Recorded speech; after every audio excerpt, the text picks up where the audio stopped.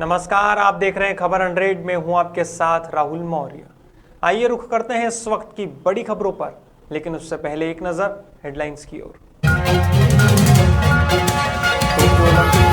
महिला gold javelin throw player Neeraj Chopra ने जीता गोल्ड।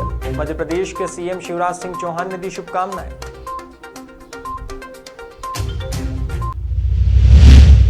बीजेपी विधायक रामेश्वर शर्मा का कांग्रेस पर वार। शर्मा बोले राजीव गांधी की पनौती हटी और गोल्ड भारत आ गया। गोल्ड जीतने पर खिलाड़ी को दी बधाई। वरिष्ठ भाजपा नेता बाबूलाल जैन का हुआ निधन। मध्य प्रदेश के सीएम शिवराज सिंह चौहान पहुंचे उज्जैन। स्वर्गीय बाबूलाल जैन को दी श्रद्धांजलि। हाल ही में सीबीएसई के 10वीं का रिजल्ट घोषित हुआ है। कोरोना वायरस की महामारी में अपने माता पिता को गंवाने वाली वनीशा पाठक ने सीबीएसई के 10वीं के रिजल्ट में 99.8% अंक हासिल किए हैं। यही नहीं बल्कि वनीशा ने भोपाल के अन्य 2 बच्चों के साथ टॉपर का टैग भी हासिल किया है। वनीशा पाठक बताती है कि उसने कोरोना काल के दौरान 1 हफ्ते के अंदर अपने पिता और माता को खो दिया था। जीवन में सब कुछ खत्म होने जैसा लग रहा था, लेकिन छोटे भाई को देखा तो मुझे एहसास हुआ कि 16 साल की उम्र में इसके लिए माता पिता की जिम्मेदारी उठानी होगी। इसके बाद जुझारू वनीशा ने एक कविता भी लिखी। उसने अपनी कविता में लिखा था कि मैं एक मजबूत लड़की बनूंगी डैडी तुम्हारे बिना। वनीशा का मकसद अपने माता पिता के सपनों को पूरा करना है। सीबीएसई 10 बोर्ड रिजल्ट्स में भोपाल सिटी टॉपर रही मैं और मेरी 99.8% बने। रिज़ल्ट के बाद सब लोग बहुत खुश थे, बहुत प्राउड मोमेंट था सबके लिए। और एक मिक्स्ड फीलिंग्स थी क्योंकि मम्मा पापा नहीं थे अब इस मोमेंट को शेयर करने के लिए। बाकी ओवरऑल मेरी टीचर्स, रिलेटिव्स, मेरा छोटा भाई, सब लोग बहुत खुश हुए। परिस्थितियाँ बहुत विपरीत हुई क्योंकि कोरोना महामारी था।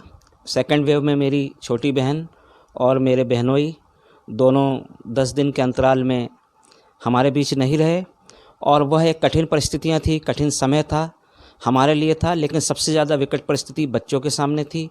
उनकी शिक्षा में जो कंटिन्यूटी थी वो बनी रहे, उनकी परीक्षाएं, उनकी चुनौतियां।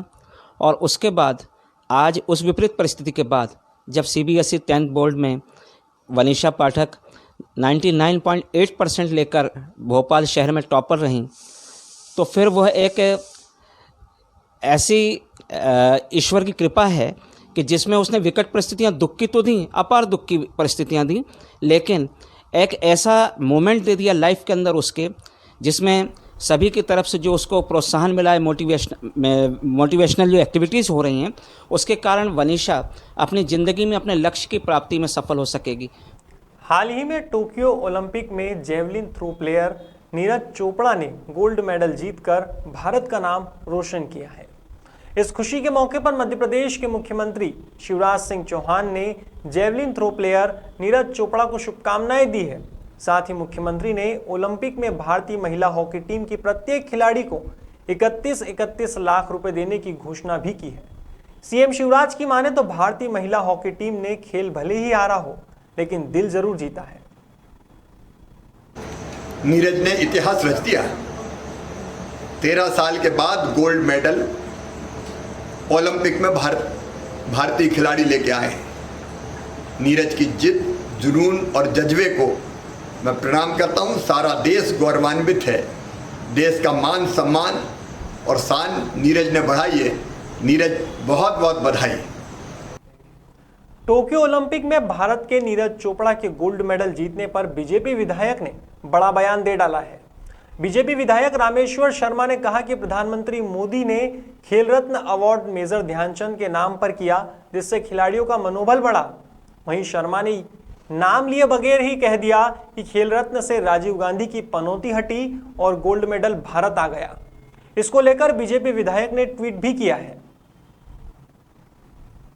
आज भारत का सीना जो है प्रफुल्लित है, आनंदित है। पूरा 1 अरब 36 करोड़ देशवासी हर्ष उल्लास के साथ नीरज को लख लख बधाई दे रहे हैं।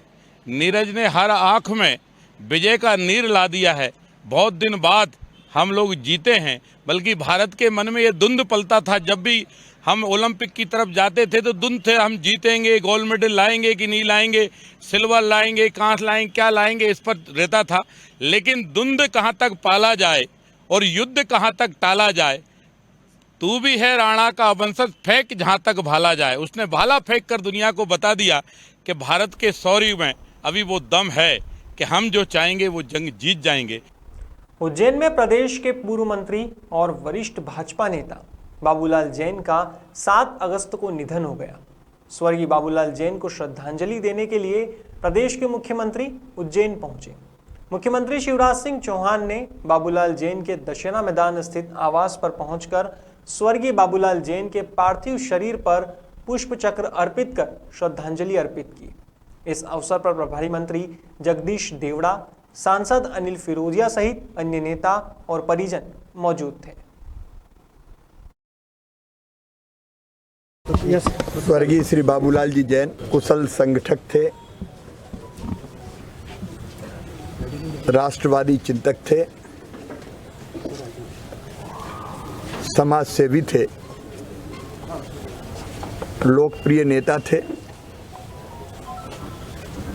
और सफल प्रशासक थे। पहले भारतीय जनसंघ और बाद में भारतीय जनता पार्टी की जड़ें उज्जैन संभाग में जमाने में उन्होंने अतुलनीय योगदान दिया। वे संभागीय संगठन मंत्री रहे पार्टी के, लेकिन संगठन के साथ साथ वो जननेता भी थे, मास लीडर थे।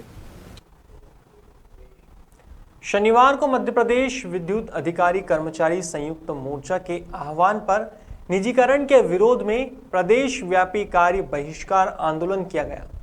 इंदौर के 30 जोनों में बिजली कर्मी काम बंद कर हड़ताल पर रहे।